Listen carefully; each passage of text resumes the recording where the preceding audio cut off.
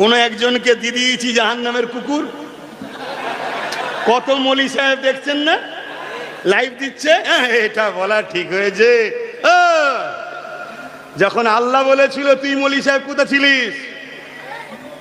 যখন রোজার মাসে ওই জাহান্নামের কুকুরটা গরিবের ইফতার গুলো ভেঙেছে, গরিবের ঘর গুলো ভেঙেছে, গরিবের কল ভেঙেছে, রোজার মাসে নিরীহ নিরীহ মুসলমানদের ঘর বাড়ি ভেঙে দিয়েছিল, রোজার মাসে নিরীহ মুসলমানদেরকে উচ্ছেদ করে দিয়েছিল, বাচ্চা বাচ্চা ছেলেদের ঘরে এখন রোজার মাসে মেরেছিল। 2021-এ মনে পড়ছে, এই জাহান্নামের কুকুর যখন মুসলমানদের উপরে জুলুম করছিল, এ মুনাফেক বক্তা মৌলী সাহেব তুই তখন কোথায় ছিলি যে জুলুমটা অন্যায় হচ্ছে?